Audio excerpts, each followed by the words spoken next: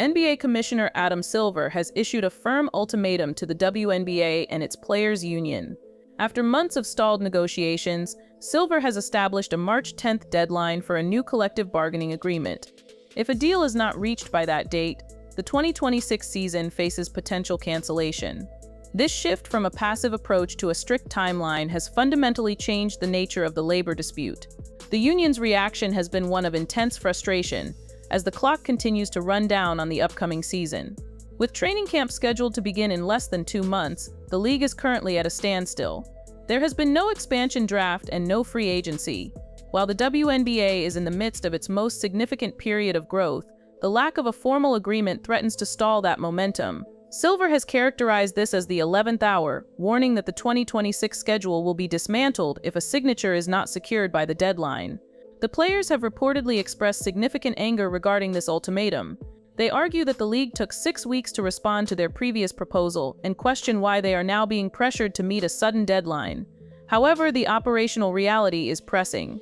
2 new franchises, the Toronto Tempo and the Portland Fire, currently have no players on their rosters. They cannot hold an expansion draft because the rules governing player protection have not been finalized. For owners who paid a $250 million entry fee, the delay is a costly logistical deadlock that Silver appears determined to resolve. The labor impasse has also created a free agency vacuum.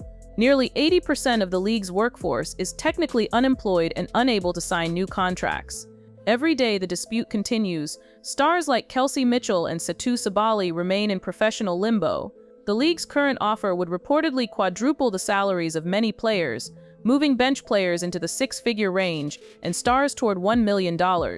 However, the union is holding out for a share of gross revenue, a demand the league describes as unrealistic and a precursor to substantial financial losses. The Indiana Fever are particularly vulnerable to these delays.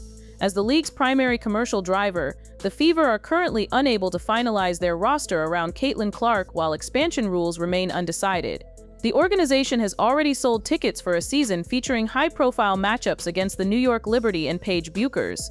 There is a growing concern that if games are canceled, the league risks alienating a new fan base that may not have the patience for a prolonged work stoppage. Scheduling conflicts further complicate the standoff. The WNBA is already set to take a break for international competition later this year. A 1-month delay to the start of the season would push the finals into November, forcing the league to compete for viewership with the NBA and the NFL. Silver is leveraging these logistical risks to apply pressure, aware that players at the bottom of the roster may be eager to accept the proposed salary increases rather than risk their livelihoods. A work stoppage would be the first in the WNBA's 30-year history. It would represent a significant self-inflicted wound occurring at the peak of the league's popularity. While the union claims leverage based on a $16 million revenue surplus from the previous year, the risk of a season delay could cause the league's market value to evaporate. The league now looks toward March 10th as a definitive turning point. Veterans such as Nneka Ogwumike and Breanna Stewart must decide whether to accept the current terms or risk the entire 2026 season in pursuit of gross revenue sharing. Adam Silver has made his position clear. While the players may disagree with the tactics, the reality remains that the league cannot function without a deal. The clock is ticking, and for the first time in these negotiations, the league has reclaimed control of the pace.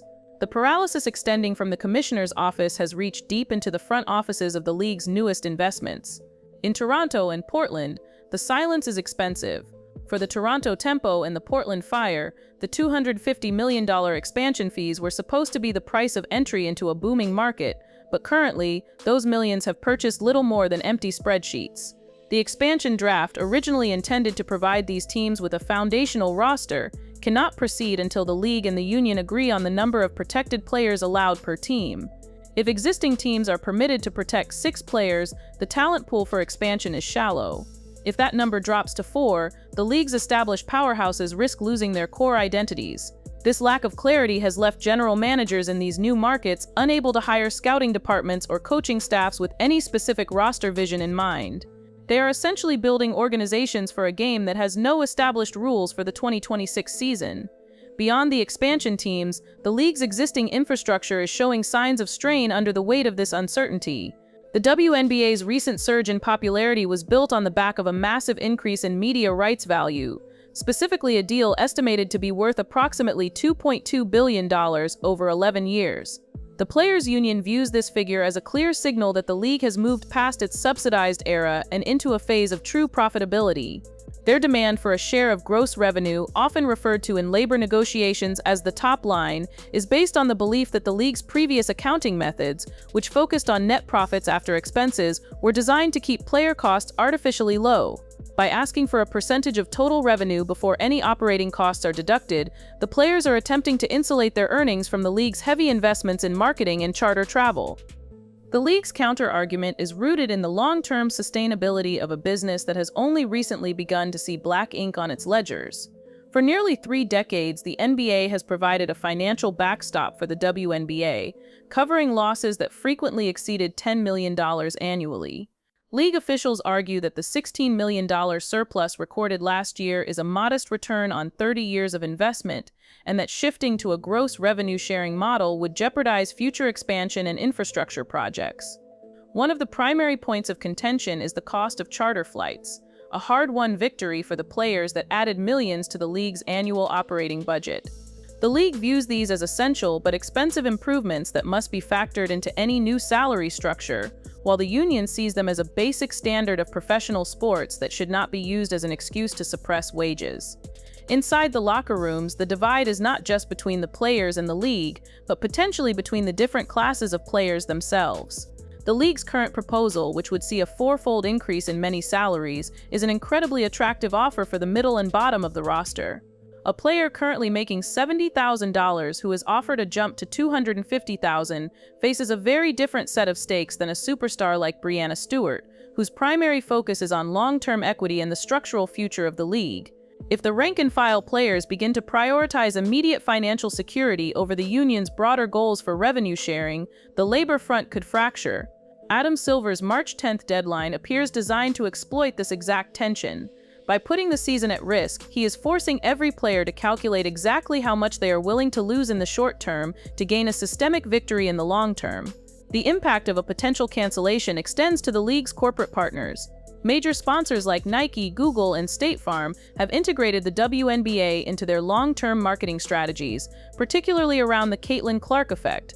These brands have signed multi-year agreements that assume a full schedule of games and consistent television exposure.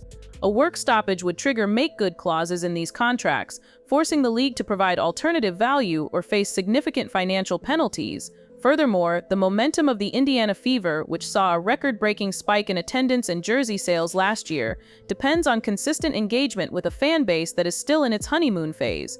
If the Fever cannot take the court to capitalize on the hype of a potential Clark and Paige Buerkers rivalry, the league risks losing the very audience that gave them leverage in the first place.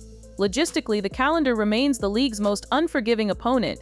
Unlike the NBA, which has a longer window to absorb delays, the WNBA is compressed into a tight summer window to avoid the height of the NFL season and to accommodate the FIBA international schedule.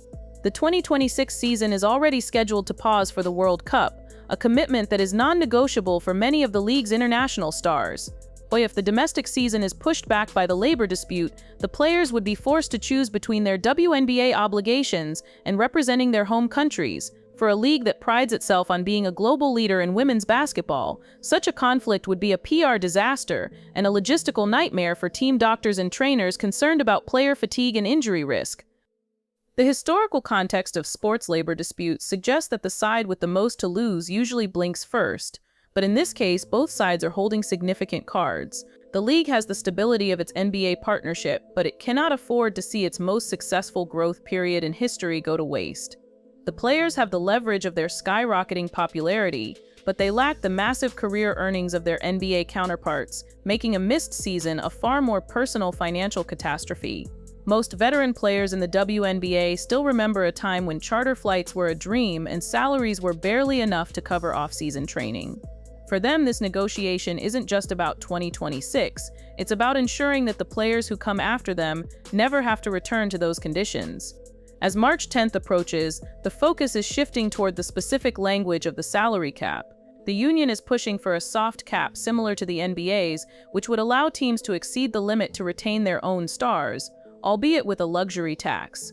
The league, fearing a repeat of the late 90s NBA labor wars, prefers a hard cap that ensures total cost certainty across all franchises. This distinction is critical for teams like the New York Liberty and the Las Vegas Aces, who have invested heavily in creating super teams.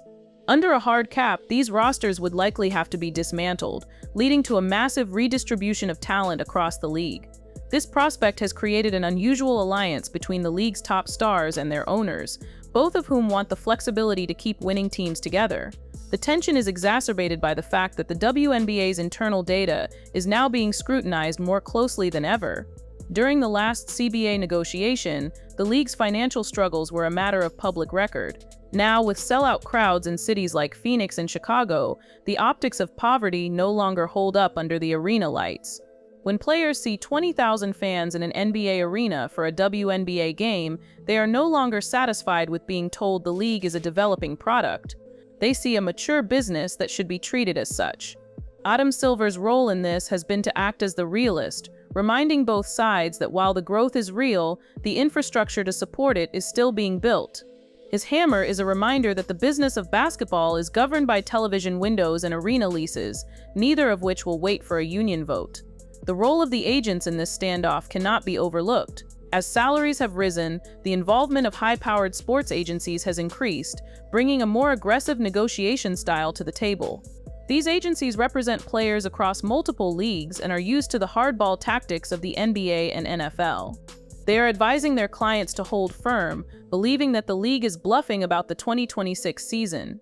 Their gamble is that the WNBA is too big to fail at this specific moment in cultural history. However, Silver's history with the NBA suggests he is willing to lose short-term revenue to protect a long-term economic model. He has seen how lockouts in other leagues have eventually resulted in more sustainable systems, even if the immediate cost was high.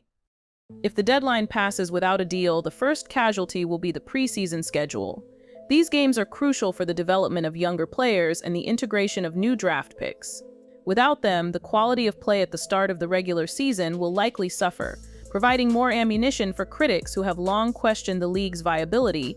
Furthermore, the black hole of free agency will continue to swallow the careers of mid-level veterans who are currently unable to plan their lives, find housing in their team cities, or secure childcare for the upcoming season. The human cost of the delay is beginning to outweigh the theoretical gains for those at the bottom of the pay scale. Ultimately, the standoff is a test of the WNBA's maturity. Every major professional sports league in North America has gone through a traumatic labor dispute that threatened its existence. From the MLB strike of 1994 to the NBA lockout of 1998, these moments are often the painful prerequisite for a league's transition into a top-tier commercial entity. The WNBA is currently in that crucible. The question is whether the league and its players can find a way to share the wealth of their success without destroying the platform that created it. The March 10th deadline is not just a date on a calendar, it is a referendum on whether the league is ready to handle the complexities of being a multi-billion-dollar business. As the days count down, the rhetoric from the union has remained defiant, but the underlying anxiety is palpable. For a rookie entering the league in 2026, a canceled season is more than a delay. It is a lost year of a career that is already statistically shorter than that of a male athlete. For a veteran in her final seasons, it is a finish line that arrives too early. The stakes are personal, financial, and historical. The league's decision to bring in Adam Silver was a clear signal that the time for soft negotiations has passed. The NBA's leadership is now directing the play, and their priority is a deal that protects the owner's investments for the next decade, regardless of the PR cost in the next month. The 2026 season was supposed to be a victory lap, the first year with 16 teams, the first year of the new TV deal, and the continuation of the most-watched era in women's sports. Instead, it has become a case study in the friction between labor and capital in a rapidly expanding market. The fans, who have driven this growth through ticket purchases and social media engagement, find themselves in the familiar position of being the most affected and the least heard. As March 10th approaches, the focus remains on the boardroom, but the real impact will be felt in the empty arenas and silent practice facilities if a deal is not reached. The ball is no longer in the players' hands. It is on a desk in a Manhattan office, waiting for a signature that could either save or sacrifice the most important season in the league's history.